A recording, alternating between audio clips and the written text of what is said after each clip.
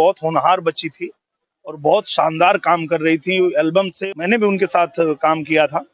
तो रूप से इसकी जांच भी होनी चाहिए और कोई भी इसके पीछे दोषी होगा तो उसको सजा भी होनी चाहिए। जी हाँ, आपने देखा कि दिनेश लाल यादव या निरहुआ से जब आकांक्षा दुबे की मौत को लेकर पूछा गया तो उन्होंने बतलाया कि सजा जरूर मिलनी चाहिए और ये भी बतलाया कि इसको अच्छी तरह से जांच होनी चाहिए, उसके बाद जो भी दोषी ठहरे उसको सजा मिलनी चाहिए। आपको तो पता होगा कि कभी कभी केस में ऐसा भी होता है कि जो दोषी नहीं होता है वो फंस जाता है। आपको बतला दूं कि इसकी अभी पूरी तरह से जांच हो रही है, पुलिस लग गई है जांच में और अभी भी देखे होंगे कि सीसीटीवी कैमरे का भी वीडियो वायरल हो रहा है। जब सीसीटीवी कैमरा में देखा गया तो उससे यह पता चला कि लोग बोल रहे थे कि आकांक्षा दुबे शराब पी हुई थी, लेकिन उस वीडियो को देखने के बाद लगा कि नहीं, उन्होंने ऐसा नहीं किया। अब इसकी पूरी तरह से जांच हो गया है। दिनेश लाल यादव निरहुआ ने तो देखा आपने कि बतला दिया है कि जो भी सजा हो, जो भी गुनाहगार हो, उसे कड़ी से कड़ी सजा मिलनी चाहिए। सब वीडियो में देख रहे होंगे कि समर सिंह को टारगेट किया जा रहा है क्योंकि समर सिंह फरार है, समर सिंह पुलिस के नजरों में बच रहे हैं। जब से इसका पुलिस और कानून नहीं कहता है कि ये दोषी है तो हम नहीं कर सकते हैं, इसी वजह से कोई भी सुपरस्टार है, अभी दिनेश लाल भी बतलाया कि अभी हम नहीं कर सकते। इसके बारे में आपको क्या कहना है? आपको क्या लगता है, क्या इस मामले में सबसे बड़ा दोषी कौन है? अपनी राय कमेंट में बता सकते हैं। इस वीडियो को एक लाइक करें, लोगों को ज्यादा शेयर करें ताकि चैनल पे नए हैं, वीडियो को पहली बार देख रहे हैं तो चैनल को भी सब्सक्राइब जरूर करें ताकि भोजपुरी से जुड़ी और ऐसे ही तमाम अपडेट सबसे पहले आप पा सकें।